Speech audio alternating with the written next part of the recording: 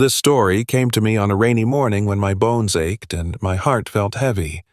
I was thinking about my daddy, about the lessons he tried to teach me that I was too young and too proud to hear. Funny how we spend our whole lives running from our parents' wisdom, then spend the rest wishing we'd listened. What you're about to hear isn't about getting even with anybody. It's about something quieter, something that grows in the space between what we see and what we reckon is true. It's about a woman who lost her way, a man everybody misjudged, and a young fellow whose worst day became the start of something none of them expected. So, settle in. Pour yourself some coffee if you've got it, and remember the folks who look like they've got the least to give sometimes carry the most in their hearts.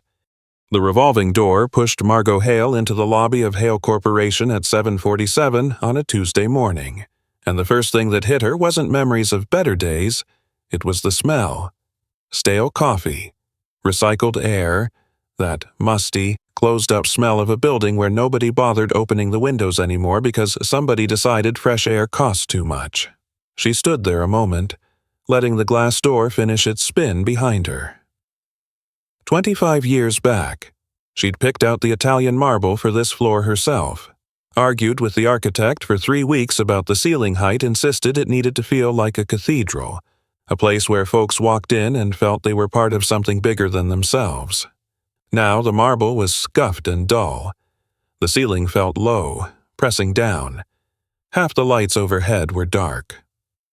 Margot shifted her weight, and her left knee hollered at her all the way up to her hip. 68 years old, and mornings like this made her feel every single one. "May I help you?" The voice came from behind a reception desk that used to be solid walnut. Somebody had swapped it for pressed board covered in fake wood laminate. The young woman, sitting there blonde, maybe 25, fingernails painted bright red like something you'd see in a magazine, looked at Margot the way you'd look at a stray cat come in from the rain, which, to be fair, wasn't too far off. Aye. Margot's coat was an old thing, gray cashmere that had belonged to her daddy. 40 years out of style. Soft, the way only decades of wearing makes things soft. The hem was starting to fray. She hadn't noticed until just now. "I'm here to see Elias Thorne." The receptionist's eyes traveled from Margot's face to her coat, down to her shoes, brown leather Oxfords she'd bought back in '87, the last trip she and her daddy ever took together. Resoled 3 times now, the right toe starting to crack and back up again. "Do you have an appointment?" "No." A pause. The girl's fingers didn't move toward the phone. "Mr. Thorne's schedule is completely full until 10. You'll have to wait." "I can wait. The waiting area is over there." A lacquered fingernail pointed toward some chairs against the far wall. "Can I get your name?" "Margot." "Last name? Just Margot will do." Something flickered across the young woman's face. Annoyance, maybe. Or that particular tiredness that comes from dealing with difficult old folks who don't follow the rules. She scribbled something on a sticky note and went back to her computer screen. Margot walked to the waiting area. The chairs were leather, or something pretending to be. She lowered herself into one, and it let out a tired wheeze. Her knee thanked her for sitting. The rest of her wasn't so sure. From here, she could see the main hallway stretching back into the building. People moved through it all hunched over and hurrying. The way workers move when they'd rather be anywhere else. Nobody laughed. Nobody stopped to chat. They just flowed through like water in a pipe getting where they needed to go. Nothing more. On the wall across from her hung a portrait. Henry Hale, her daddy. The man who'd built everything she could see from this uncomfortable chair, in the painting. He was 62, same age he'd been when he had it made, 8 years younger than when he passed. His eyes had that spark she remembered, the one that said he knew something you didn't, but was too polite to say so. His smile was gentle, knowing. Dust had settled into the gilt frame. A cobweb stretched from one corner to the wall. Margot reached into her coat pocket and felt the familiar weight of her daddy's pocket watch. She didn't take it out, just held it. the brass worn smooth from generations of nervous fingers doing exactly what she was doing now. The watch hadn't run in 10 years. Not since the day she walked out of this building and swore she'd never come back. Funny how never doesn't always mean what we think it means. She checked the clock on the wall, a plastic thing. The kind you'd find in a hospital waiting room. All wrong for this space, and settled in to wait. At 8:34 she heard the crash. Not a big one. Not glass breaking or furniture tipping over, just the wet, splattering sound of something spilling, followed by the patter of liquid hitting marble and spreading out. Margot turned her head. Down the hallway, maybe 30 feet off. A young man stood frozen in the middle of a mess. Coffee looked like a full cup. The large size from the fancy place across the street had made a dark brown puddle spreading across the floor like spilled paint. But the coffee wasn't the real problem. The problem was the papers. Dozens of them, scattered across the wet floor, soaking up espresso like thirsty sponges. The young man, early 20s, needed a shave. Tie, crooked like he'd knotted it in the dark, stood with his hands still raised, still holding the shape of the cup and folder he'd been carrying. His face had gone white as paper. Margot knew that look. The look of somebody whose day was already bad, and who knew with terrible certainty it was about to get worse. Footsteps echoed down the hallway. Measured, not hurrying, the young man's shoulders climbed toward his ears. And then Elias Thorne appeared. He was thinner than Margot remembered, or maybe he'd always been thin and she'd forgotten. 50 years old now, with a face that looked carved from driftwood and left out to weather. High cheekbones, deep-set eyes that seemed permanently tired. Skin stretched tight over sharp angles. His suit was charcoal gray. Well cut. Clearly expensive once, but the cuffs had that subtle shine that comes from years of wear. And the collar had been turned at some point to hide where it was fraying. His shoes were polished mirror-bright, but the leather was cracked near the toes. Old money tells, Margot thought automatically. Except Elias didn't come from old money. He came from no money at all, a scholarship kid from some little nowhere town who'd worked his way up through pure stubborn smarts. So why did he dress like a man hanging on to the last scraps of what used to be Elias, stopped at the edge of the puddle, looked down at it, then at the young man? "I'm sorry." The young man's voice came out thin and strangled. "I'm so sorry. Mr. Thorne, I'll clean it up. I'll reprint everything. Julian." Elias's voice was flat. Not angry, not kind, just there. "Stop talking." Julian stopped talking. Elias crouched down his knees, popping loud enough to hear, and started picking up the wet papers. One by one. Careful like, the way you'd handle something living that needed gentle care. "Do you know what these are made of?" he asked, not looking up. Julian swallowed hard. "Paper, oak pulp, from sustainable forests in Oregon, processed at a mill about 40 miles from here." Elias lifted one soggy sheet, looked it over, set it aside. 20 cents a sheet. Good paper. Takes ink well. Doesn't jam the printers." He picked up another. "You just cost the company roughly $11.40 in materials, plus the time it'll take somebody to reprint these, plus the time already spent preparing them, plus the time I'm spending now picking them up." Julian looked like he might be sick. "I'm sorry. I'll stay late. I'll make it up. His voice cracked. "My father died this morning. Got the call at 5. I didn't know if I should come in, thought maybe working would help, but he stopped. His jaw worked. Fighting something, tears, probably. Or maybe just the weight of trying to hold himself together in front of a man who already thought he was useless." Elias went still. For a long moment, he just stayed there. Crouched on the wet floor, a ruined piece of paper in his hand. His face didn't change, but something in the air shifted, something Margot couldn't name but felt down in her bones. Then Elias stood up. "Go home. Julian." "What? You shouldn't be here. Not today." Elias's voice stayed flat, but something ran underneath it now buried deep, like a river under ice. The dead deserve our full attention. We can only give it when we're not trying to be somewhere else. Julian blinked. But the papers, my work, will be here tomorrow. Your father won't be. Elias turned away, already walking. I won't count this as vacation time, but I won't count it as work time either. Go be with your family. He was gone before Julian could answer, disappearing around a corner, his footsteps fading into the building's quiet drone. Julian stood there, dripping coffee, surrounded by ruined papers, looking like a man who'd braced for a punch that never came and didn't know what to do with his hands still up. Margot watched him pull himself together, watched him gather up the wet papers, all of them, even the ones beyond saving, and walk away clutching them to his chest like wounded birds. She sat back in her chair. 20 cents a sheet, she thought. Elias Thorne had just lectured a grieving young man about what paper cost. And yet, he'd told the boy to go home. Hadn't docked his pay. Said something about the dead deserving our full attention, words that sounded almost like philosophy.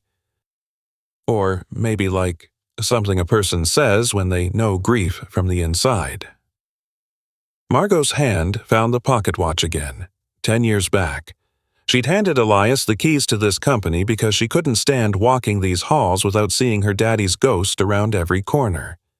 Trusted him to keep the lights on, sign the checks, handle all the things she couldn't bring herself to do while she was drowning in a grief so heavy she sometimes forgot how to breathe. Now she was back. And she was starting to suspect the man she'd left in charge wasn't quite the man she thought she knew. At 9:15, Margot needed water.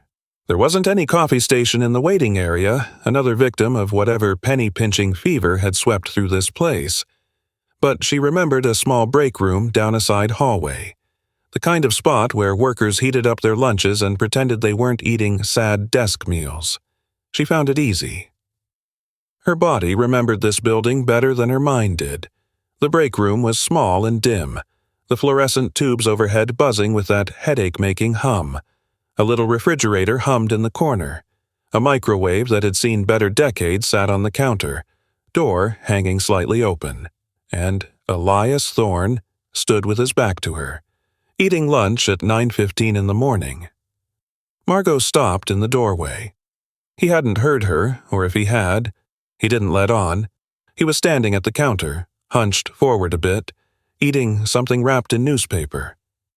Newspaper? She watched him take a bite. Chew slow, swallow. It was bread.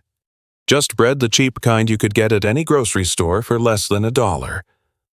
White, soft, probably going stale, no butter, no filling, just bread wrapped in newspaper like a hobo's lunch from some old Depression-era photograph. But that wasn't the strange part. The strange part was what he did when he finished. Elias set down the last crust, brushed the crumbs from his fingers, then, careful as a man handling important papers, he picked up that newspaper, smoothed out the wrinkles, and folded it neat into quarters. He slid it into the inside pocket of his jacket. Same pocket where most men kept their wallets. Then he turned, and his eyes met Margot's. For a moment, neither of them spoke. Margot had known Elias Thorne for 23 years. She'd hired him straight out of business school when he was hungry and brilliant and determined to prove a kid from nowhere could outwork anybody born with the silver spoons in their mouths, watched him rise, trusted him enough to hand over her daddy's life's work. But she'd never seen him look the way he looked right now, not embarrassed. Exactly, not defensive, just still. The way an animal goes still when it knows it's been spotted but hasn't decided yet whether to run or stand its ground. Margot. His voice was the same as before, flat, giving nothing away. You're early. My meeting wasn't until 10. I know. He picked up a paper napkin, cheap, single ply, bought in bulk, and wiped his hands careful-like. I would have come to get you. Got restless. You always did. It wasn't an insult. It wasn't anything, really. Just fact, delivered without warmth or cold. Margot nodded toward his jacket pocket. Saving that for later. Something flickered across his face. There and gone. Too quick to read. Old habit. Must be some habit. Elias folded the napkin and set it on the counter. His movements were careful, precise, nothing wasted, no extra motion. Like a man who'd learned to count every action and found most of them unnecessary. "Conference room's ready," he said. "If you'd like to talk." "I would." He walked past her, close enough that she caught his scent, nothing fancy, just soap and something like newsprint. She followed him down the hallway, watching how he moved, how his worn shoes made almost no sound on the marble her money had paid for.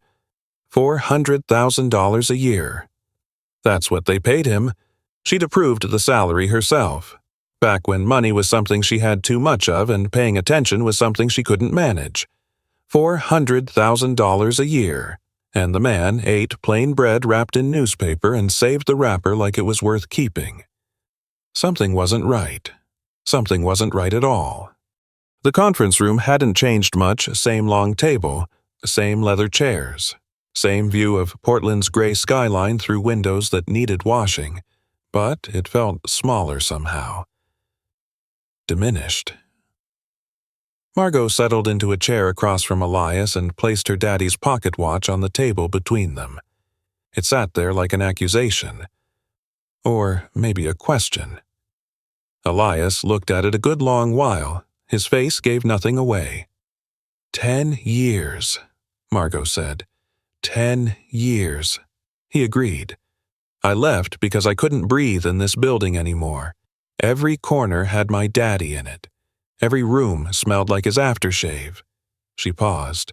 I trusted you to take care of things. I did my best. Did you? The question hung there. Margot let it hang. Walked through the lobby this morning. She went on. Lights are dimmed down. Plants all dead. The receptionist looked at me like I was something the cat dragged in. She leaned forward. This place feels like a funeral parlor. Elias, feels like something that gave up. Elias didn't flinch, didn't look away, just sat there with his hands folded on the table, same careful stillness he'd shown in the break room. We've had to make adjustments, he said. Market hasn't been kind. Market's never kind. That's not an excuse. Didn't say it was an excuse, said it was reality. Margot studied him. Really studied him. The way she used to study balance sheets and quarterly reports back when this company was her whole world. The hollows under his eyes, the careful way he held himself, the cuffs of his shirt, white cotton, fraying just a bit at the edges. How much have you saved? She asked. Beg pardon? In 10 years? All this. She waved at the dim lights, the dirty windows, the general feel of things running down. How much money have you squeezed out of this place? Elias was quiet a moment. Then, enough. Enough for what? He didn't answer. Margot felt something shift in her chest, some realization trying to form, like a word stuck on the tip of her tongue. She'd walked in here ready to be disappointed. Ready to find a man who'd let greed or laziness or plain old carelessness run her daddy's legacy into the ground. But that wasn't what she was finding. She was finding something else. Something she didn't have a name for yet. That young man, she said. Julian, the one who spilled the coffee. Elias's expression didn't change. What about him? You gave him a lecture about 20-cent paper, then told him to go home and be with his dead father. Margot tilted her head. Which one was the real Elias Thorne? For the first time, something moved behind his eyes, not quite feeling more like the shadow of feeling, glimpsed through heavy curtains. Both, he said. That's not an answer. It's the only one I've got. They sat in quiet. Outside, the rain had started up again light and steady, tapping at the windows like fingers drumming with impatience. Margot thought about the bread wrapped in newspaper, the worn cuffs, the salary that should have bought him a nice house and instead seemed to have bought him nothing at all. "What are you hiding, Elias?" she asked. Soft. He looked at her, then really looked, for the first time since she'd walked in, and in his eyes, she saw something she hadn't expected. Tiredness. Bone-deep, soul-heavy tiredness. The kind that comes from carrying something too heavy for too long without anybody to help. "Nothing," he said. "Nothing that concerns you." But even as he said it, Margot knew it wasn't true. Whatever Elias Thorne was hiding, it concerned her more than she could possibly imagine. She just didn't know it yet. If this story touches your heart, I would be deeply grateful if you chose to continue this journey with me. Please share where you're watching from. It brings me quiet joy to know these words are reaching you, no matter how great the distance between us. As my mother often says, a good story, when shared, becomes a blessing doubled. Julian came back at 10:47. Margot spotted him before Elias did a shape hovering in the conference room doorway like a man not sure he had permission to exist. He'd changed clothes. The coffee-stained tie was gone, swapped for a wrinkled black one that looked borrowed. His eyes were red-rimmed but dry. In his hand, he held a white envelope. "Mr. Thorne." His voice cracked on the second word. He cleared his throat. "Sorry to interrupt." Elias turned in his chair. His face stayed neutral, but something in his posture shifted a tightening around the shoulders Margot might have missed if she hadn't been watching so close. "Told you to go home. Julian." "I know. I was leaving, but—" Julian stepped forward and set the envelope on the table. His fingers shook slightly as he pulled his hand back. "Somebody put this in my coat pocket while I was cleaning up the coffee. Don't know who." Margot looked at the envelope. Plain white, no name, no stamp. Elias didn't move. "Thought it was trash at first," Julian went on, "but then I felt the weight, and I opened it, and—" He stopped. Swallowed hard. "There's $5,000 in there, Mr. Thorne, cash, and a note." The air in the room changed. Margot reached for the envelope. Elias didn't stop her. Inside bills, 50s and 20s, worn soft from handling. Creased down the middle like they'd been folded and unfolded many times over. Not crisp, not new, somebody's savings. She pulled out the note, a torn scrap of lined paper, the kind from a cheap spiral notebook. The handwriting was small, cramped, slanting hard to the right. "Buy him a good oak coffin. Don't let him be cold." Margot read it twice. Oak. This morning, Elias had lectured Julian about oak pulp, 20 cents a sheet, sustainable forests in Oregon. "How?" Julian's voice broke. He pressed the back of his hand against his mouth, fighting for control. "Last week, in the break room, I was telling somebody about my daddy. How he used to make furniture. How he loved working with oak because he said it was honest wood." He looked at Elias. "I was just talking. Didn't reckon anybody was listening." Elias sat perfectly still. His hands stayed folded on the table. His face betrayed nothing.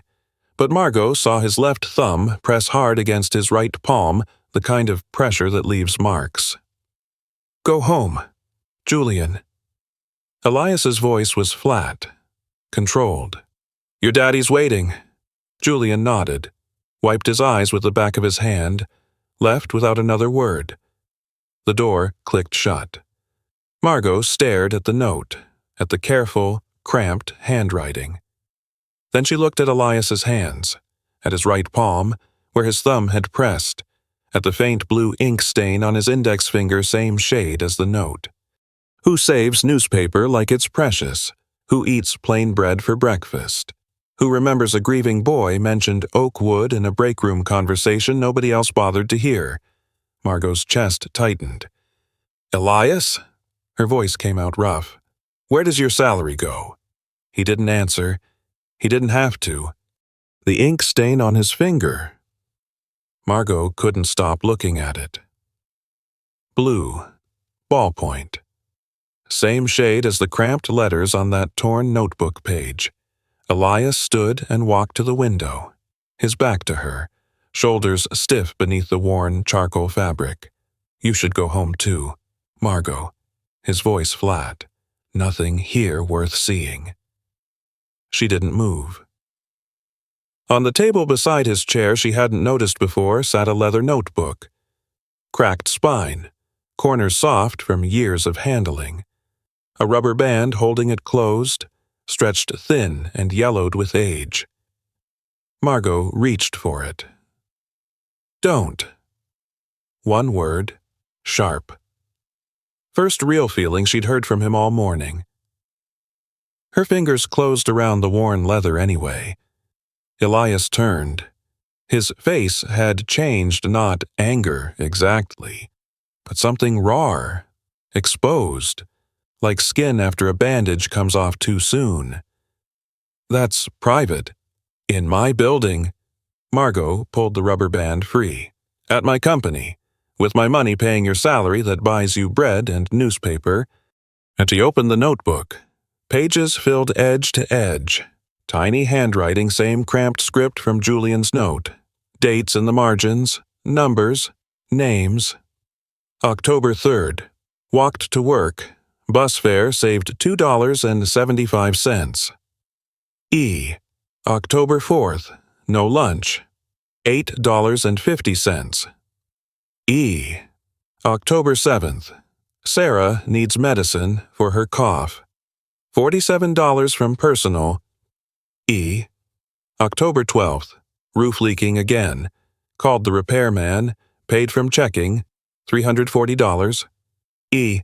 Margot turned the page. More entries. Hundreds. Years of them. January 15th. Tommy's glasses broke. $120. E. February 2nd. Heating bill past due. $890. E. March 19th. Birthday party supplies. $65. The children wanted chocolate cake. E. The letter E appeared on every line. Every single one. Margot's hands weren't steady. She turned another page. A photograph slipped out. Fell onto the table. Children. 40 of them, maybe more. Standing in front of a white wooden building with a green roof. A hand-painted sign above the door. Evergreen.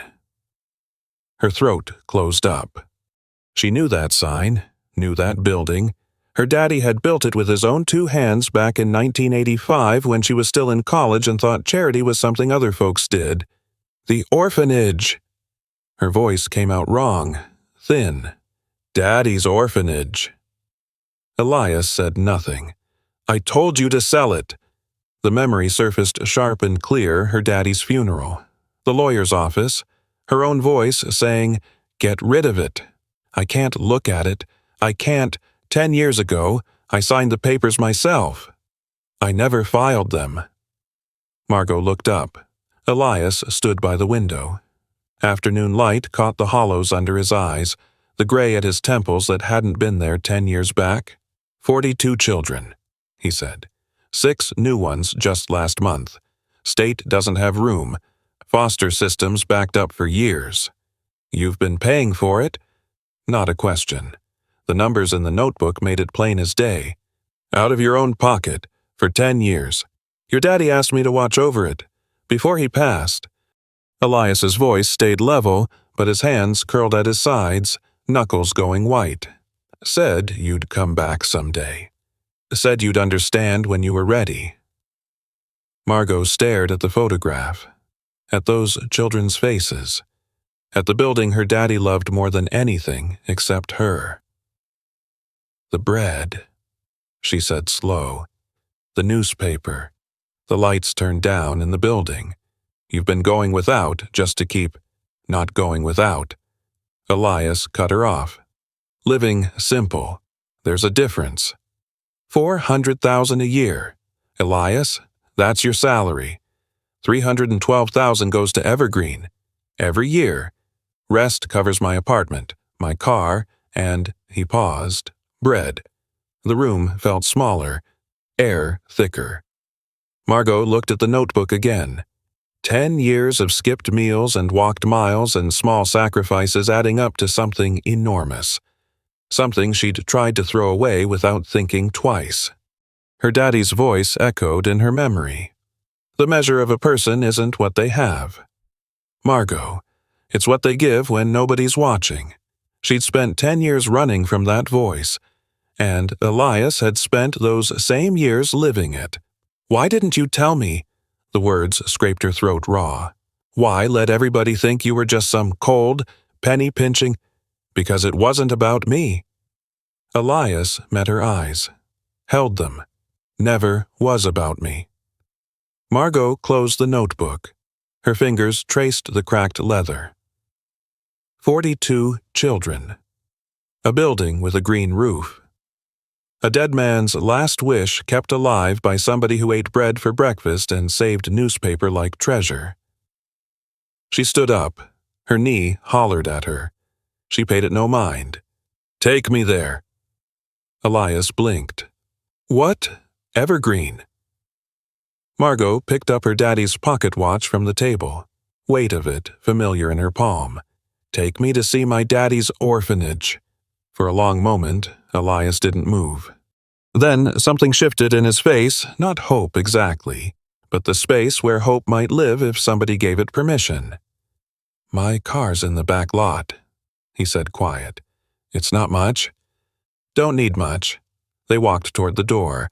Margot's hand found the notebook again. She'd taken it without thinking. Tucked it under her arm like it belonged to her. Maybe it did. Maybe this whole story did.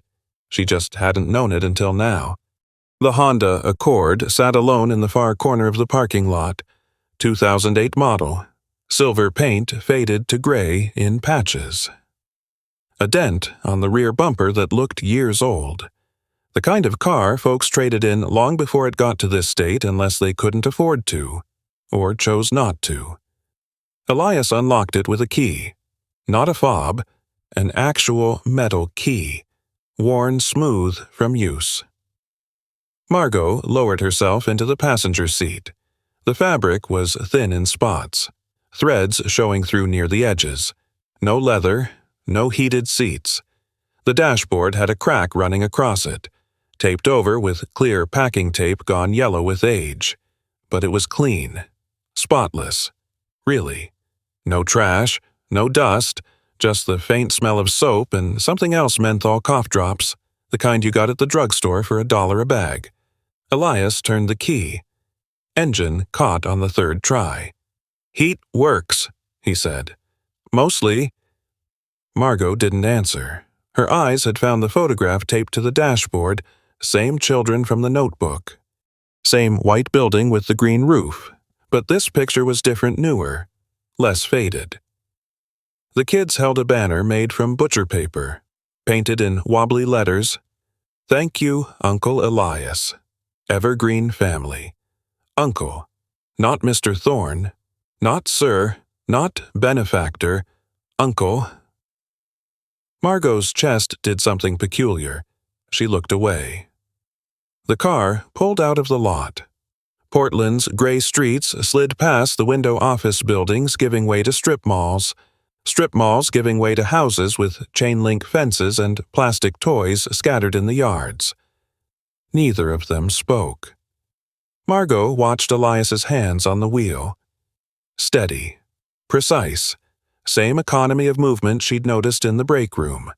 No fidgeting, no fussing with mirrors or radio stations, just driving. His knuckles were dry, cracked in places. Hands of somebody who washed dishes in cold water and didn't bother with lotion after. How far? She asked. 40 minutes, if traffic behaves. Traffic didn't behave. They hit a red light at every intersection through downtown. Margot counted 7 before she quit counting. At the 8th light, she opened the notebook again. May 5th, Tommy fell off the swing set. Trip to the emergency room. $280 copay. E. May 12th, field trip permission slips due. Bus rental, $450. E. May 20th. Anna's birthday coming up. She wanted a stuffed rabbit. $15. E. $15 for a stuffed rabbit. Elias had written it down like it mattered, like every dollar was a choice, a sacrifice, a small piece of himself given away. "You know all their names," Margot said. "Yes. All 42. 42, a pause. Sarah's the youngest, 5 years old, came to us 8 months back. Mama overdosed. Daddy, unknown. Us?" He'd said us? Margot turned another page, found a list, names in one column, ages in another, notes in a third. Tommy, 10, likes dinosaurs, scared of thunderstorms. Anna, 8. Good head for numbers, wants to be a doctor someday. Marcus, 14, angry. Getting better, needs patience. Lily, 6, won't talk yet, draws pictures instead. 42 entries. 42 children reduced to a few words each, but the right words. The words that mattered. Margot closed the notebook. Outside, the strip malls had disappeared. Trees now. Douglas firs pressing close to the road. Branches heavy with rain that had just fallen. The pavement turned from smooth blacktop to something rougher, older, patched in spots. "Does anybody else know," she asked, "about what you've been doing? No? Not the board, not the workers? Nobody?" Elias's jaw tightened. "They reckon I'm cheap, heartless, the CFO who cuts corners and counts every penny." A beat. "Easier that way. Easier for who?" He didn't answer. The road curved, climbed, trees grew thicker, blocking out what little sun had pushed through the clouds. Margot thought about the receptionist that morning. The look she'd given Margot's old coat, her worn shoes. Same look, probably, that everybody gave Elias. That quiet contempt folks saved for people who didn't spend money the way they were supposed to. All this time, she'd figured the worst about him. Whole company had, and he'd let them. Why? The word came out sharper than she meant. Why not stick up for yourself? Why let everybody think, because the children don't need a hero? Elias kept his eyes on the road. They need food, medicine, a roof that doesn't leak. Don't need to know where it comes from. But you, I'm fine. He wasn't fine, the bread wrapped in newspaper, the car that barely started, the cuffs fraying at his sleeves. None of that was fine, but Margot understood, sudden-like, that arguing would be pointless. This wasn't showing off, wasn't feeling sorry for himself, just the way he'd chosen to live quiet, invisible, giving everything he had to children who called him uncle and didn't know he was the reason they had beds to sleep in. The road opened up. A clearing appeared through the trees. White building, green roof, wooden sign, hand-painted, letters faded but still readable. Evergreen. Est. 1985 by Henry Hale. Margot's breath caught. She hadn't laid eyes on this place in 12 years. Not since her daddy's funeral, when she'd stood in this very spot and told herself she'd never come back. The building looked smaller than she remembered, older, paint peeling near the windows, section of gutter hanging loose, but there were flowers in the window boxes, red geraniums, and a wind chime made of seashells hung by the front door, spinning slow in the breeze. Somebody was tending this place. Somebody was trying. Elias pulled the car to a stop, cut the engine. For a moment, neither moved. Then Margot heard it. Barking, sharp and excited, getting closer. A white shape burst around the corner of the building. Fur, like fresh snow, blue eyes bright as marbles, ears pointed straight up. The dog skidded to a halt at Elias's door, tail going so hard its whole body shook. Elias opened the door. The dog jumped up, front paws on his chest, tongue finding his chin before he could stop it. "Frost." His voice changed. softer, almost gentle. Down, now. Sit.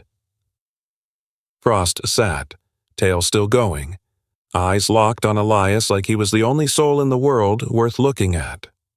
Margot watched the dog watch the man. Pure trust, complete devotion. The kind of love that didn't ask questions or keep score. Then Frost turned, looked at Margot through the passenger window, and for reasons she couldn't put into words. Margot felt something crack open in her chest, something she'd kept locked away for a very long time. The front door of the building swung open. A child stood there. Small, dark hair and 2 messy pigtails. Maybe 5 years old. She didn't run, didn't holler, just stood in the doorway, one hand gripping the frame, watching, waiting. "That's Sarah," Elias said, quiet. Margot looked at the little girl, at the building her daddy built, at the man who'd given up everything to keep it standing. And she understood, with a clearness that felt almost like touch, that she'd been wrong about Elias, wrong about this place, wrong about what truly mattered. Question now was whether it was too late to set things right. Sarah didn't budge from the doorway. Margot stepped out of the car. Her knee hollered at her. The long drive had stiffened it up good. She paid it no mind and straightened slow, letting her eyes adjust to the gray afternoon light filtering through the fir trees. The air smelled different here. Pine sap, wet earth, wood smoke drifting from somewhere close by. Nothing like the stale, recycled air of Hale Corporation's lobby. Frost circled her once, nose working, then trotted back to Elias's side and sat, waiting, watching. "She doesn't know you." Elias spoke quiet, nodding toward Sarah. "Strangers make her nervous." Margot looked at the little girl, 5 years old, pigtails coming loose, purple sweater with a hole near the elbow, threads starting to unravel. Her eyes were too big for her face, the kind of eyes that had seen things no child ought to see. "Should I hang back on a—" "No, just move slow. Let her come to you." Margot took a step forward, then another. Gravel crunched under her worn Oxfords. Sarah's grip tightened on the doorframe. Frost trotted ahead, tail going, and pushed his nose against Sarah's hand. The little girl's fingers uncurled just a bit. She scratched behind his ear without taking her eyes off Margot. "Sarah." Elias walked past Margot, pace unhurried. "This here's somebody I want you to meet." Sarah's eyes flicked to him, back to Margot. Her mouth stayed shut. "Her name's Margot," Elias went on. "She knew the man who built this house." Something shifted in Sarah's face. Not quite interest, more like the fear backing off some, a small softening around the edges. The man in the picture, her voice was barely there. Thin and high, like a bird that hadn't learned to trust the air yet. "That's right." Margot's throat went tight. She knew which picture Sarah meant. Her daddy's portrait hung in the main hall. She'd glimpsed it through the window. Henry Hale at 60, wearing that knowing smile, frozen in oil paint and wooden frame. "He was my daddy," Margot said. Sarah tilted her head, studied her. The looking over felt strangely sharp, coming from somebody so small. "You look old." Elias made a sound not quite a laugh, but close. "Sarah?" "It's all right." Margot felt her mouth twitch, almost a smile. "I am old. Older than the hills. Some days." Sarah thought this over. Then, Uncle Elias is old too, but he still fixes things. Uncle Elias. The name landed different now. Not just a word, a bond. Something built from years of showing up, fixing what broke, being there when nobody else was. "What kind of things does he fix?" Margot asked. "Everything." Sarah let go of the doorframe, took one step forward. "The sink, the stairs, Tommy's bicycle." A pause. "My bad dreams." Margot glanced at Elias. His face stayed blank, but something moved behind his eyes unease. maybe. The look of somebody who didn't know how to take a thank you. How's he fix bad dreams? He sits outside my door. Sarah's voice got a little stronger. When I wake up scared, I hear him breathing out there. Then I know the monsters aren't real. The crack in Margot's chest got wider. She thought of Elias in that dim break room, eating bread wrapped in newspaper, counting pennies, skipping meals, then driving 40 minutes to sit outside a 5-year-old's bedroom door in case she woke up frightened. Who does that? Who gives up everything comfort, good name, respect of folks he works with to sit in a dark hallway and breathe so a child can feel safe? More children showed up. They came around the building's corners, from behind the old oak in the yard, from the saggy porch on the east side, one by one, then in pairs. Small faces, wary and curious in equal measure. None of them ran. None of them shouted. They moved the way Sarah had, slow, careful, watching Margot with eyes that had learned not to trust too quick. Margot counted them. 15, 20. More still coming. A boy, around 10, pushed to the front. Sandy hair, freckles everywhere, a gap where his front tooth should be. Uncle Elias. His voice cracked some, that in-between sound of a boy turning toward young man. Who's the lady? Tommy, this here's Margot. Elias rested a hand on the boy's shoulder, just for a second. She owns this place. Tommy's eyes went wide. Owns it like the whole thing. The whole thing. She gonna sell it? The question hit Margot like a fist to the gut. She looked at Tommy, at Sarah, still in the doorway, at all those children gathered in the yard, faces tight with a fear they were trying hard not to show. They knew, somehow, they knew places like this could just disappear.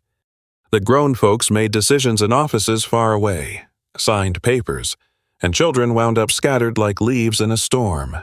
No. The word came out before Margot could think. I'm not selling it. Tommy's shoulders dropped. He let out a long, shaky breath, one he'd probably been holding since Elias said the word owns. Promise? Tommy. Elias's voice carried a gentle warning. That's not polite. It's all right. Margot looked the boy square in the eye. I promise. Something passed through the group. Not celebrating, these weren't children who celebrated easy, just a letting go, muscles unclenching, breathing coming easier. Sarah walked forward, past Elias, past Frost, stopped right in front of Margot and looked up. Your daddy built this house, she said. He did. Uncle Elias keeps it standing. Margot's eyes stung. She blinked hard. Yes, he surely does. Sarah reached out. Her small fingers found Margot's hand rough and spotted with age, knuckles swollen from years of living. She didn't hold it exactly, just touched it, testing. You gonna help him? Simple question, direct, the way only children can be direct. Margot looked at Elias. He stood apart from the bunch, arms at his sides, face giving nothing away. But his eyes were fixed on Sarah's hand touching hers, and something in them looked almost like hope. Or maybe fear, maybe both. Yes, Margot said. I'm gonna help him.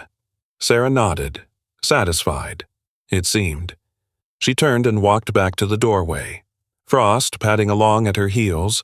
Other children started drifting off.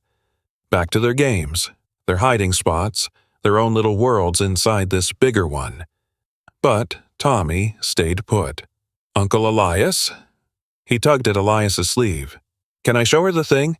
Elias frowned just a touch. What thing? The thing in the workshop. One you've been working on. A pause.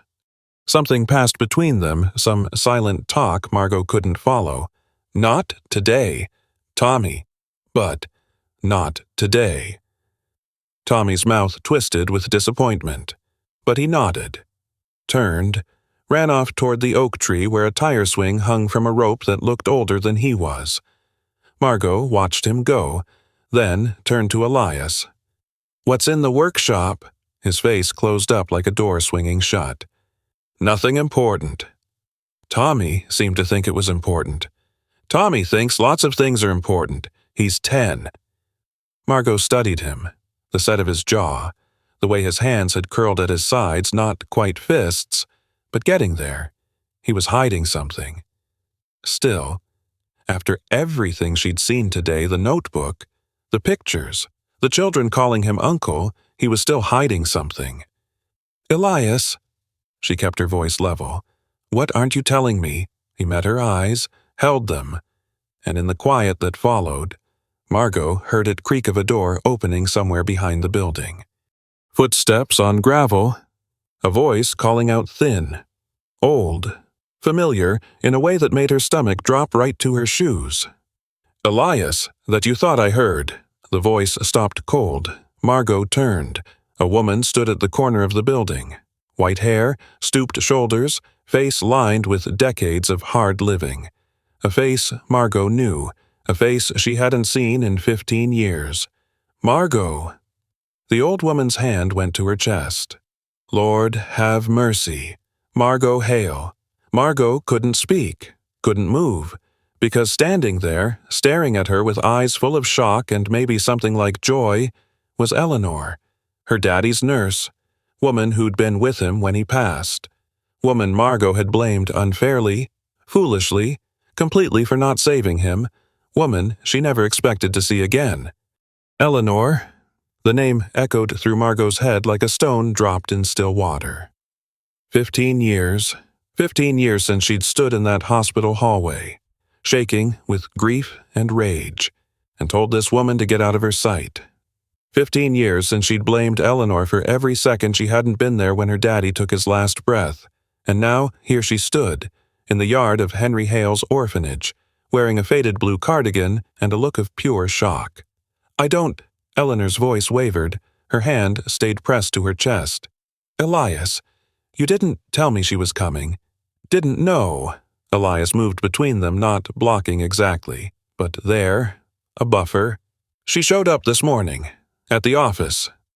Eleanor's eyes stayed fixed on Margot, searching, measuring. Margot couldn't speak. Her throat had closed around words she didn't have.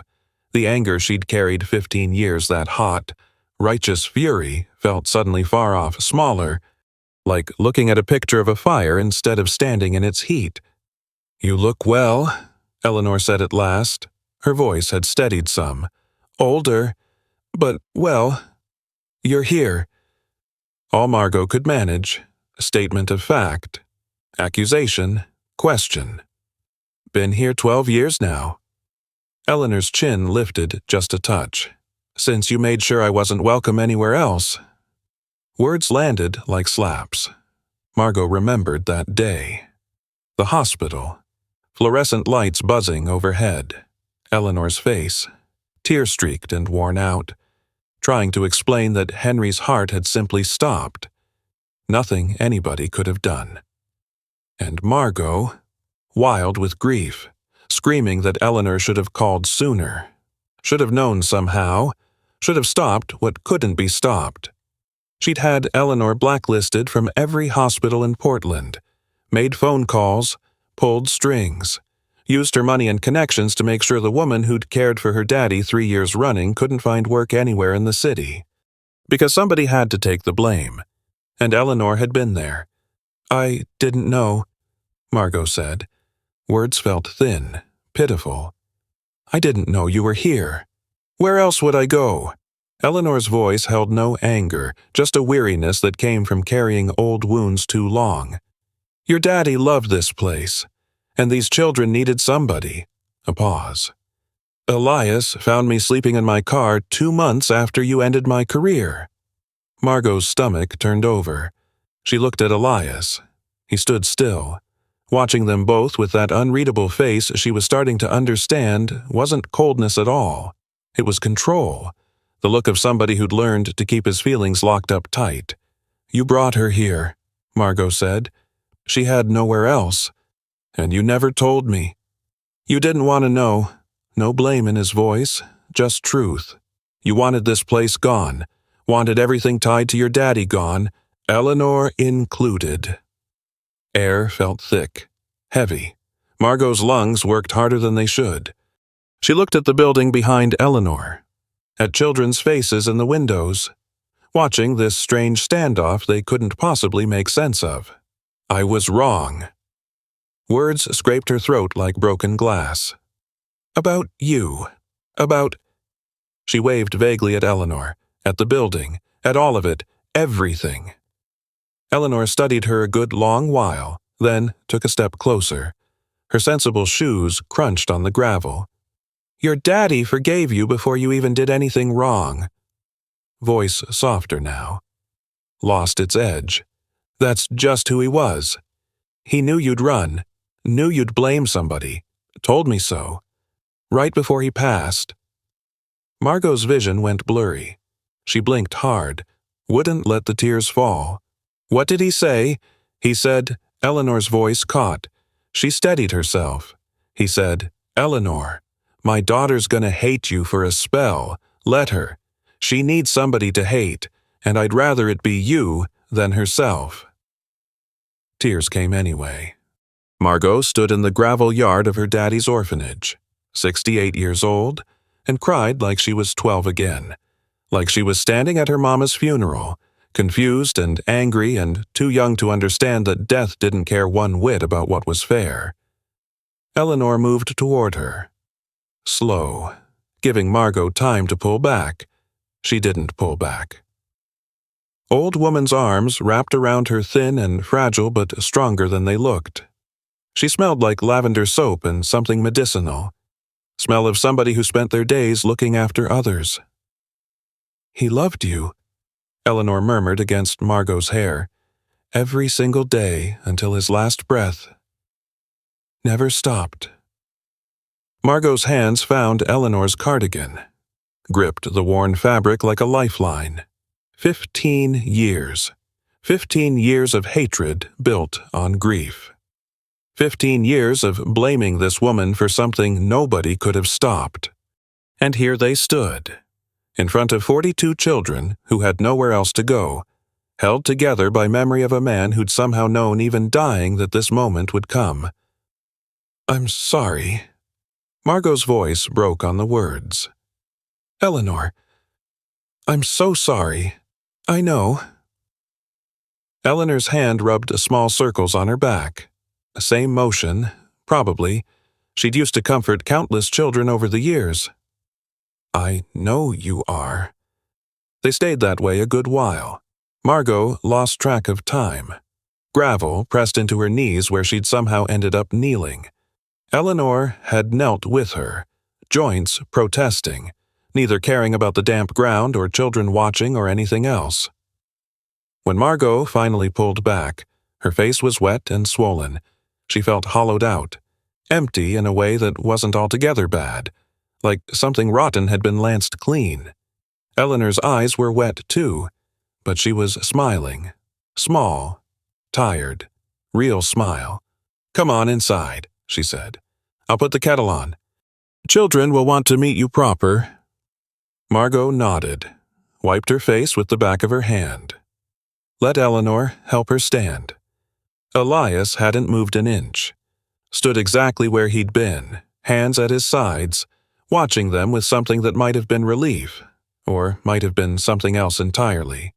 Thank you, Margot said to him. Voice came out rough, scraped raw. For bringing her here, for keeping her safe. Elias shook his head slight. Didn't keep her safe. She kept the children safe. He searched for words, gave her the means. That's not nothing. It's what your daddy would have wanted. Margot looked at him, really looked. At the lines around his eyes, gray at his temples. Careful way he held himself, like a man who expected nothing and asked for less. What else would he have wanted? She asked, quiet. What else haven't you told me? Elias's jaw went tight. That shutting down look crossed his face again there and gone quick as a blink. We should get inside, he said. Getting cold out. He turned and walked toward the building. Eleanor touched Margot's arm. He's not wrong. Night comes on fast out here.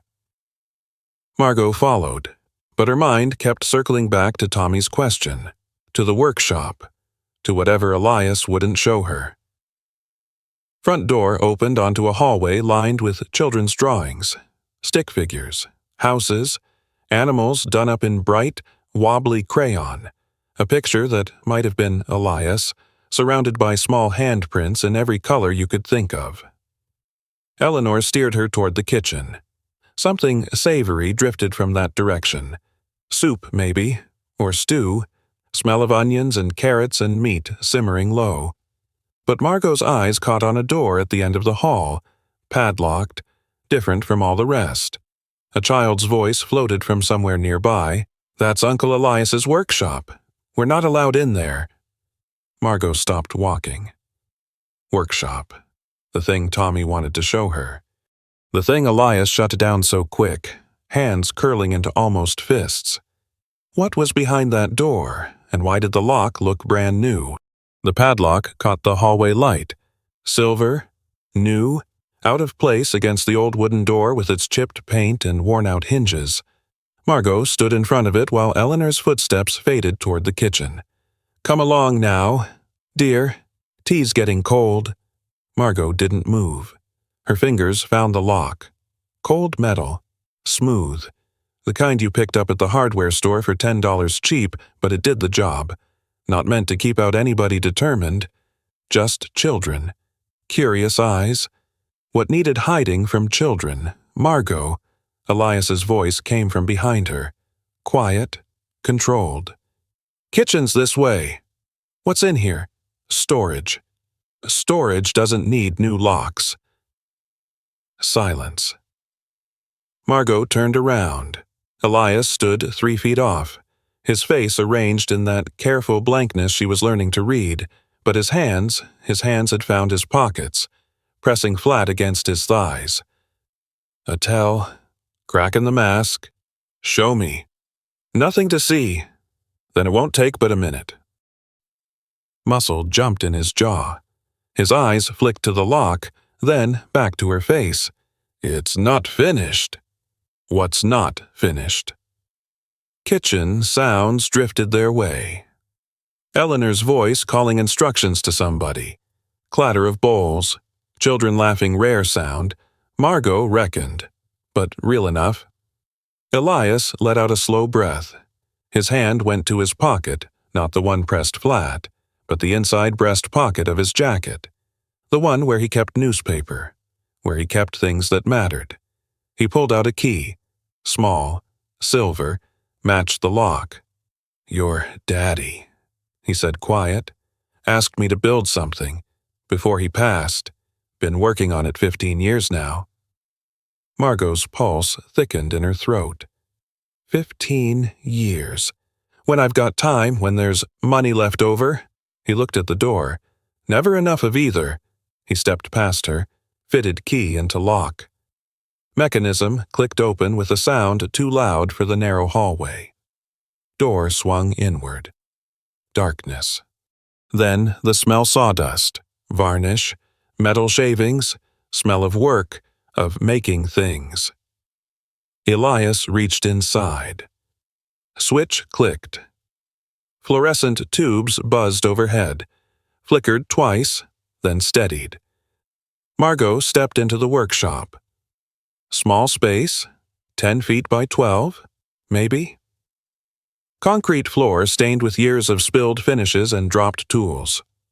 Workbench ran along one wall, covered with wood scraps, hand tools, cans of stain lined up by color, pegboard above it, hung with saws and chisels and things Margot couldn't name, but she wasn't looking at the workbench. She was looking at the center of the room, a rocking chair, half-finished, bare bones in places, wood frame showing through like skeleton under skin, but the shape was plain as day. The curves, the way the armrest swept, her daddy's chair, one that sat on his porch 30 years, one her mama bought him for their 10th anniversary. One that disappeared after he died lost, Margot had figured, or thrown out by careless movers during the estate sale. "Where did you?" Voice failed her. She tried again. "This is his chair." What's left of it? Elias moved past her, hand brushing the unfinished wood. Original got ruined. Water damage. In the storage unit where your lawyers put everything. By the time I found it, most of the wood had rotted clean through. Margot's legs felt uncertain. She reached for the workbench, steadied herself. Been rebuilding it, Elias went on. Piece by piece, matching the wood grain where I can, using original hardware when it's worth saving. He lifted something from under a cloth on the bench wooden spindle. Sanded smooth. Curve of it exactly right. Your daddy taught me how. Those summers when I was young, before business school. Margot stared at the spindle, at the chair, at the man standing in fluorescent light, holding a piece of wood like it was holy. He taught you woodworking? Taught me everything. Elias's voice dropped, lost its flatness. My daddy left when I was 7. Mama worked 3 jobs just to keep us fed. I had nobody. He set the spindle down gentle. Your daddy caught me stealing food from the Evergreen kitchen. I was 14. Could have called the law on me. Instead, he handed me a chisel and asked if I wanted to learn something useful. Margot's chest pulled tight. She couldn't get a proper breath. He never told me. Never told anybody. That's just who he was. Elias looked at the chair. He saved my life. Margot. Then gave me the chance to do the same for others. Workshop felt smaller all of a sudden. Walls closing in. Margot thought about everything she'd figured. About Elias. About her daddy. About the careful distance she'd kept from anything that reminded her what she'd lost. She'd been so wrong. So terribly, shamefully wrong. Her knees gave out. Not a fall exactly. More like a controlled collapse, body folding onto the concrete floor, back finding the workbench leg. Cold seeped through her slacks right away. Damp, gritty. Something wet and dark soaking into the fabric old varnish maybe, or water from a leak she hadn't noticed. Margot, don't. Word came out sharper than she meant. Just give me a minute. Elias stopped moving, stood there, hands at his sides, watching her sit on his dirty workshop floor like a woman who'd forgotten how to stand. Maybe she had. 68 years old. Fortune she'd barely touched in a decade. Company she'd walked away from. Legacy she'd tried to sell off piece by piece because looking at it hurt too much. And this man, this quiet, careful man she'd left in charge without a second thought had spent 15 years protecting everything she'd wanted gone. Tears came again. Different from before. Not the cleansing kind she'd shed with Eleanor. These burned hotter, more bitter. Tears of somebody staring full on at their own selfishness.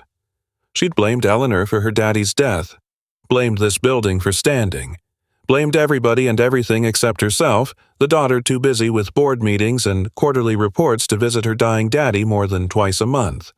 Daughter who missed his last words because she was on a conference call. Daughter who never said goodbye. I don't deserve any of this. She heard herself talking. Voice sounded foreign, thin, and cracked. The company, the money, this place. She looked up at Elias. You should have let it all go under, should have taken what was yours and walked away. Elias lowered himself to the floor. Knees cracked loud. He sat against the far wall, facing her, close enough to touch but making no move to. Your daddy didn't raise me to walk away. He raised me too, and look what I did with it. You came back. 10 years too late. You came back. Elias's voice was firm now, certain. That's what counts. Margot pressed her palms against the cold concrete, felt grit and dust working into her skin, felt something wet and dark old stain, smelled like turpentine soaking through to her knees. Let it. She deserved to sit in the muck, deserved to feel small and ashamed and foolish wealthy old woman crying on a workshop floor because she'd finally seen what kind of fool she'd been. The chair, she said at last. How much longer till it's done? Elias thought on it. 6 months, maybe a year, can only work on it when When there's money left over, I know." She wiped her face, pushed herself up straighter, workbench leg dug into her spine. What if there was more money? Wouldn't take it. Not offering it to you. Offering it to him. She pointed at the chair. To finish what he asked you to start. Elias went quiet a good while. Eyes moved to the half-built chair, to scattered pieces waiting to be made whole. He wanted it for evergreen, he said slow. For the front porch, said every home needs a rocking chair, somewhere to sit and watch the young ones grow. Margot looked at the chair, saw it sudden-like the way her daddy must have pictured it whole and finished, sitting on that saggy porch, some child climbing up into it while Eleanor watched from the doorway. "Then we finish it," she said. "Together." Elias met her eyes. Something moved in them, not quite yes, but the start of it. "Together," he said. From somewhere in the building, a child screamed. Not playing, not startled, scared out of their wits. Elias was on his feet before Margot could make sense of the sound, moving toward the door. Fast. Margot followed. Screaming didn't stop. Hallway blurred past.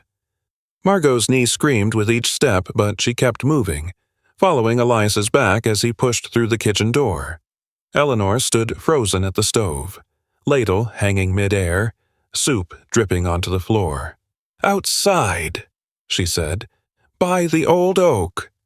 Elias was already gone. Margot burst through the back door into gray afternoon light. Wind had picked up sharp and cold, carrying the smell of rain that hadn't fallen yet, leaves scattered across the yard like scared animals. Children clustered near the oak tree, small bodies pressed together, faces turned up. Tommy hung from the tire swing, not playing, tangled. Rope had wrapped around his arm once, twice, and the branch above had cracked, half split, groaning with each gust of wind. Tommy dangled 6 feet off the ground, free hand clawing at the rope cutting into his bicep, face gone purple-red with effort and terror. "Don't move," Elias hollered. He was already running. "Tommy, quit struggling." Tommy couldn't hear, or couldn't obey. Legs kicked wild, each motion making the branch creak louder. Rope tightened. Fingers going white. Margot reached the tree. Other children scattered as she pushed through all except Sarah, rooted to the spot. Small hands covering her ears, mouth open in a silent scream that matched the one still coming from Tommy. Elias grabbed the tire, tried to lift it, slacken the rope. Branch groaned. Splinters rained down. "Won't hold," Margot heard herself say. "The branch." "I know." Elias's voice came out tight, controlled, but sweat had broken out across his forehead. "Need something to cut the rope." Branch cracked again, louder this time. Tommy's scream pitched higher. Margot looked around. Nothing useful, just grass and gravel and children's faces frozen in horror. The workshop. "I'll get a knife." She turned, started toward the building. No time. Branch split. Not all the way, not yet, but enough. Tommy dropped 6 inches. Rope jerked tight around his arm. He screamed again, wordless, raw, the sound of a child in real pain. Elias climbed. His dress shoes slipped on the bark. Fingers found a lower branch barely thick enough to hold his weight. He hauled himself up, face twisting with effort, suit jacket tearing on a jutting knot. "Tommy!" Voice came out ragged. "Look at me now. Look at me." Tommy's eyes found him. Wild, wet, scared to death. "Gonna lift you up. When I do, you pull your arm free. Understand?" Tommy nodded, or tried to, whole body shaking. Elias reached for the tire, wrapped both arms around it, pulled upward. Branch screamed. Margot watched his face veins standing out in his neck, lips pulled back from his teeth with the strain. 50 years old, underfed, worn out, trying to lift a child's weight against a rope that wanted to tighten. "Now, Tommy, now." Tommy yanked his arm. Rope caught, held. Skin scraped raw. Margot could see blood even from where she stood, but coils were too tight. "Can't," Tommy sobbed. "It won't." Branch gave way. Everything happened at once. Wood splintering, Tommy falling, Elias reaching not for the tree, not to save himself, but for the boy. Hands found Tommy's jacket, gripped, pulled the child against his chest. They hit the ground together. Margot heard the sound before she understood it. Wet crack. Not wood this time, not rope. Bone. Elias made a noise. Not a scream. Something smaller. More choked, and his arms went slack. Tommy rolled free. Gasping. Cradling his rope-burned arm against his chest. Elias didn't get up. He lay flat on his back in the wet grass, face gray, right leg bent at an angle that made Margot's stomach lurch. Ankle, maybe shin. Something had broken bad. "Uncle Elias!" Sarah's voice cut through the chaos, running toward him now, small feet slapping the ground. "Uncle Elias, get up. Stay back." Elias's voice barely there, thin with pain. "Sarah, stay back." Margot dropped to her knees beside him. Grass was cold and wet, soaking through her slacks right away, mud squelching between her fingers as she caught herself. "Don't move," she said. "Eleanor, call for help." Eleanor was already at the back door, phone pressed to her ear. Elias's hand found Margot's wrist, grip weak but meaning it. "Tommy," he managed. "Is Tommy? He's fine. Scraped up, but fine." Margot looked at the boy, sitting in the grass 10 feet off, cradling his arm, staring at Elias with huge, guilty eyes. "You caught him. Good." Elias's eyes closed. "Good." Grip loosened. "No." Margot grabbed his hand, squeezed hard. "Stay awake now. Look at me." Eyes opened, unfocused at first, then sharpening, finding her face. "The chair," he whispered. "What? Rocking chair, in the workshop." Voice fading, each word costing him. "Bottom drawer of the workbench. Something there for you." "Elias, this isn't the time. Promise me." Fingers tightened brief, one last bit of strength. "Promise you'll look." Margot's throat closed up. She nodded. "I promise." Hand went slack. For one terrible moment, Margot thought he was gone, but chest still rose and fell shallow, uneven. But there, still breathing, children had gathered in a loose circle. Small faces, pale and scared, watching Uncle Elias lie broken in the grass. Sarah stopped 3 feet away, hands clasped in front of her chest, lips moving without sound, praying. Margot understood. Child was praying. Tommy crawled closer, hurt arm hung limp at his side, rope burns angry red against pale skin. "I'm sorry," he said, voice cracked. "I'm sorry, Uncle Elias. Was trying to swing higher and rope got tangled and—" "Not your fault." Elias's eyes stayed closed, but lips moved. "Never your fault." Sirens wailed somewhere far off, getting closer. Margot looked down at the man lying in the mud. Ruined suit, broken leg, face carved with pain he was trying not to show. He'd thrown himself off a tree to catch a falling child. No thinking, no figuring the odds. Just doing the way a man does who's spent 15 years putting everybody else ahead of himself. Ambulance lights flashed through the trees, red and blue strobing against the gray sky.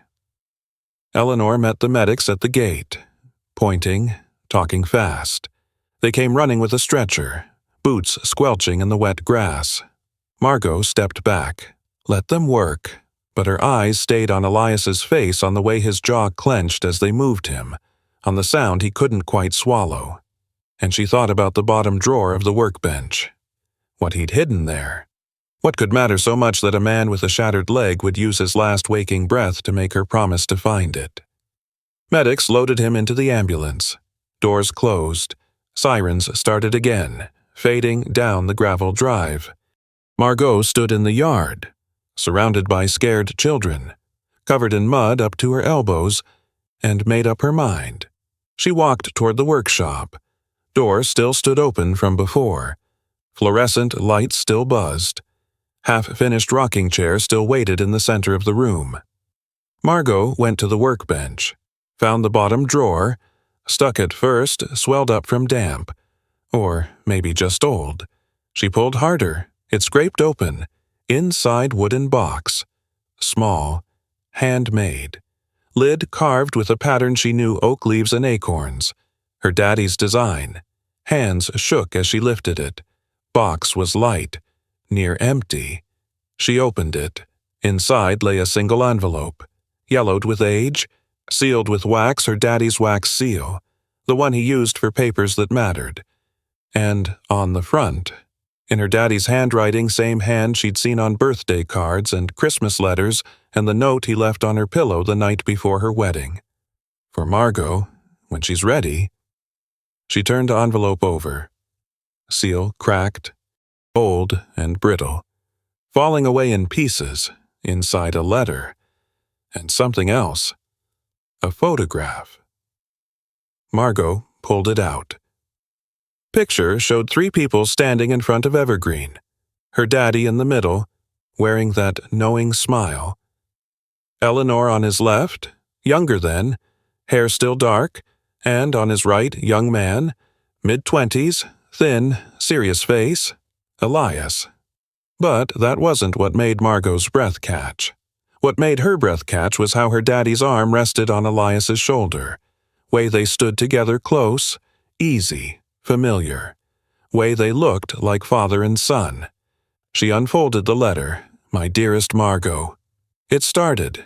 If you're reading this, then you finally come home. And if you found this box, then Elias kept his promise to wait until you were ready, no matter how long it took. There's something I never told you.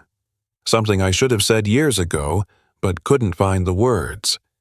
Elias's Margot turned the page. Her heart stopped cold. Elias is the son I never knew I had. Margot read the line 3 times. Words didn't change.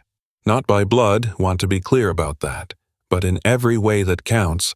He became my son during those summers at Evergreen. Hungry, angry boy who stole bread from my kitchen and expected me to call the law on him. Handed him a chisel instead. You were off at boarding school. Your mama was already sick, though we didn't know it yet. And this boy, this fierce, wounded boy needed somebody to believe in him. Should have told you. Meant to. So many times. But years kept passing. You grew more distant, and I couldn't find the right moment. There is no right moment for truths like this. So I'm writing it here. In this letter you may never read, hoping someday you'll understand why I asked Elias to watch over everything I loved. Not because I didn't trust you, Margot. Because I knew you needed time. Time to grieve. Time to run. Time to find your way back. Elias promised to wait. However long it took, he's been waiting for you, daughter, just like I knew he would. Margot's hands shook so bad the paper rattled. She turned to the last page. The pocket watch in your coat, one that stopped running the day I died. I wound it one last time before the end. Set the hands to 3:47, exact moment you were born. If you're reading this, watch has probably been quiet for years. That's all right. Some things need to stop before they can start again. Wind it, Margot. Let it run. And when it does, give it to Elias. He's earned it. Earned everything I couldn't give him while I was living: a name, a family, a place to belong. You're the only one who can give him those things now.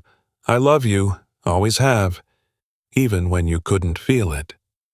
Your daddy, Henry. Letter slipped from Margot's fingers, drifted to the workshop floor, landing face up on sawdust and concrete. her daddy's handwriting staring at the fluorescent lights. Margot reached into her coat pocket. Watch was there.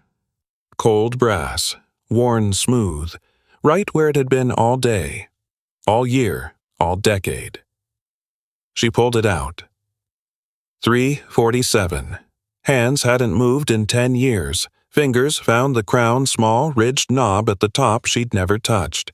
Not once since her daddy passed. Been afraid to. Afraid winding it would mean something. That letting it run again would be admitting time had moved on, that grief had an end date, that her daddy's death was something she'd have to accept someday. She turned the crown. Click, click, click. Mechanism fought at first gummed up from years of sitting still. Then something gave. Something loosened. Tick. Sound was small, almost lost under the buzz of fluorescent lights. Tick. But it was there. Tick. Watch was running. Margot pressed it against her chest, felt the tiny shudder through her palm, through her ribs, against her heart, her daddy's watch, beating again. She didn't know how long she stood there. Light changed outside the workshop window, gray deepening toward evening. Children's voices had faded. Eleanor must have taken them inside. Margot looked at the rocking chair, half finished, waiting. She thought about Elias in the ambulance, shattered leg, gray face, asking about Tommy before asking about himself. Thought about 15 years. Skipped meals, walked miles, newspaper wrapped around bread, thought about a hungry boy stealing food from a kitchen, and an old man handing him a chisel. Photograph still lay on the workbench. Margot picked it up, her daddy's arm around Elias's shoulder. Two men standing together in front of a building that sheltered children nobody else wanted. Father and son. Not by blood, but in every way that counted. Margot tucked photograph into her pocket beside the watch, then walked out of the workshop. Hospital smelled like cleaning fluid and bad coffee. Margot had been sitting in the waiting room 4 hours now. Eleanor stayed back at Evergreen with the children. Tommy's arm was bandaged up, no real damage, just rope burns and bruising. Sarah had finally quit praying and started eating supper. But Margot couldn't eat, couldn't sleep, couldn't do anything except sit in this plastic chair and stare at doors leading to the surgery ward. Elias's leg needed operating on. 2 pins in the ankle. Nurse said, possible tendon damage. He'd be in a cast for months. Doors opened. Doctor came out, young fellow, tired looking, still wearing his surgical cap. Family of Elias Thorne. Margot stood. Knee hollered at her. She paid it no mind. She stopped. What was she, boss friend? Something else. I'm his family. Doctor nodded, didn't question it. Surgery went fine. He's awake now, if you want to see him. Margot followed down a long corridor. Room 412. Door partly open. Thin strip of light spilling into the hallway. She pushed it wider. Elias lay in the hospital bed. Right leg raised up in a tangle of pillows and straps. Face pale. Dark circles under his eyes. IV, dripping clear fluid into his arm. But eyes were open. And when he saw her, something shifted in them, not quite a smile, but close. Tommy, he asked.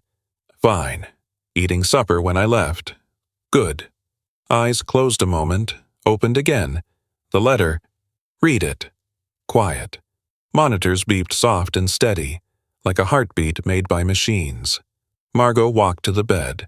Hand found the pocket watch still ticking, still warm from her body. She held it out. Elias looked at it. Then at her face. It's running, he said. Wounded up, like he asked. Elias's hand reached for the watch. Fingers trembled some from the drugs. Maybe, or something else. He wanted you to have it, Margot said. Wrote that you'd earned it. Fingers closed around the brass case. Watch ticked against his palm. Never wanted anything from him, Elias said quiet. Just his time, his teaching, Way he looked at me like I was worth something. You were. Margot's voice cracked. She let it. You are. Elias turned watch over, looked at the back. Margot knew what he was seeing. Engraving worn near smooth from years of handling time, given freely, is never lost. Used to say that, Elias murmured, every Sunday, when I'd say sorry for taking up his afternoon. He'd tap this watch and say those words. I remember. You do. Said it to me too, when I was small. Margot pulled the chair closer to the bed, sat down heavy. Body felt old, tired, emptied out. Forgot until just now. They sat in quiet. Monitors beeped, watch ticked. Somewhere down the hall, phone rang and got answered. What happens now? Elias asked. Margot thought about Evergreen. 42 children needing a roof and food and somebody to sit outside their doors at night. Thought about Hale Corporation. Dim lights and dead plants and workers moving like ghosts. Thought about a rocking chair, half done, waiting in a workshop that smelled like sawdust and possibility. Now, she said, slow, we finish what he started. The chair, everything. She looked at him. Really looked, the way she should have 10 years back, before she handed him the keys and walked off. The chair, the orphanage, the company. Paused. Us. Elias's eyes got wet. Didn't speak. Didn't need to.